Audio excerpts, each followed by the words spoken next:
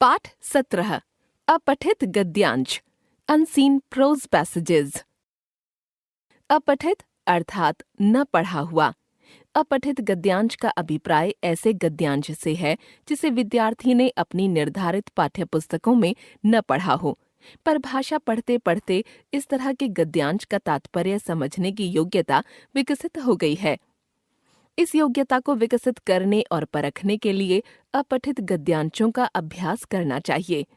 अपठित गद्यांश के प्रश्नों को हल करते समय ध्यान देने योग्य मुख्य बिंदु।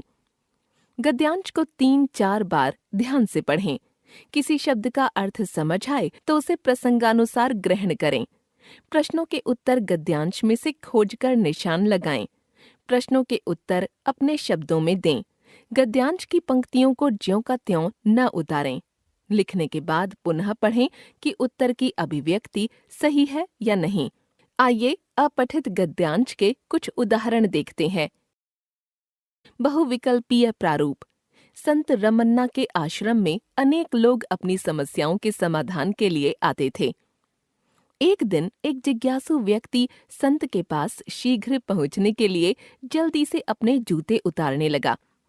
जूते आसानी से नहीं उतरे तो क्रोध में उसने किसी तरह पैर पटक कर उन्हें उतारा और तेजी से आश्रम के दरवाजे को धकेल कर संत के पास पहुंच गया।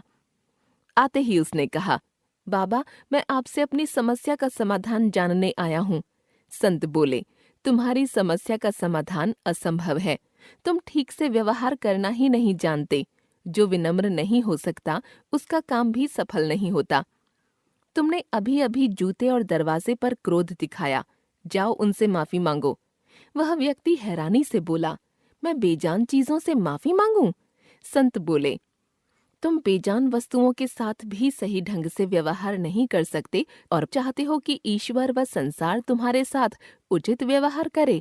विनम्रता से सारी समस्याओं के समाधान स्वयं हो जाते हैं। वह व्यक्ति संत का आशय समझ गया। उसने उन वस्तुओं के साथ साथ संत से भी माफी मांगी और आगे से हमेशा हर किसी के साथ विनम्रता से पेश आने का वचन दिया। प्रश्न क संत रमन्ना के आश्रम में लोग क्यों एकत्र होते थे? 1. वे अपनी समस्याओं के समाधान के लिए आते थे। 2. वे आश्रम का रहन सहन देखना चाहते थे। 3. वे आश्रम का सदस्य बनना चाहते थे। 4. वे आश्रम में दंगा कराना चाहते थे। उत्तर 1. ख. विनम्र व्यक्ति को जीवन में क्या लाभ मिलता है? 1. वे आश्रम में रह सकते हैं। 2. वे संत का अपमान कर सकते हैं। 3. उनका काम सफल होता है। 4. वे सही ढंग से व्यवहार नहीं करते। उत्तर 3. ग. विनम्रता शब्द में कौन सा प्रत्यय है?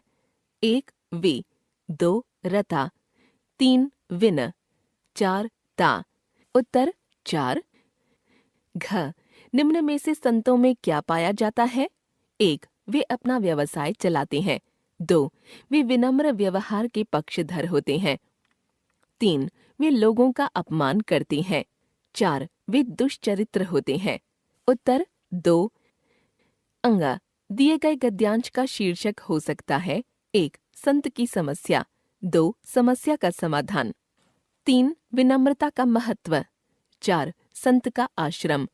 उत्तर 3. प्रश्नोत्तर प्रारूप। आर.के. नारायण ने अपनी कहानियों व उपन्यासों की रचना एक छोटे से दक्षिण भारतीय नगर मालगुडी की पृष्ठभूमि में की है। पाठकों को इस बात पर आसानी से विश्वास नहीं होता कि यह स्थान वास्तविक नहीं बल्कि कोरी काल्पनिक उपज है। इसका चित्रण इतना सजीव किया गया है कि यह स्थान वास्तविक और यथार्थ ही प्रतीत होता है। विषय वस्तु का विशद ज्ञान, वर्णन तथा कथोपकथन की सजीवता, सूक्ष्म मनोभावों का चित्रण तथा रोचक विनोदपूर्ण शैली इनकी कहानियों और उपन्यासों की विशेषता है।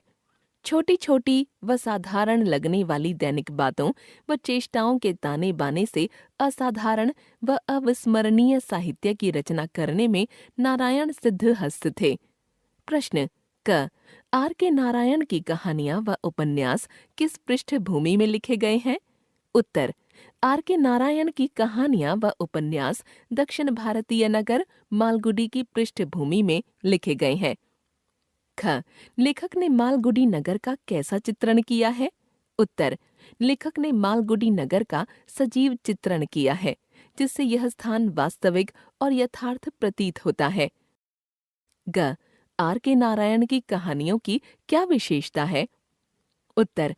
आर के नारायण की कहानियों की विषय वस्तु तथा कथोपकथन सजीव हैं। इनमें मनोभावों का चित्रण सूक्ष्मता से किया गया है। कहानियों की शैली रोचक तथा विनोदपूर्ण है। घ। आर के नारायण किस कार्य में निपुण थे? उत्तर।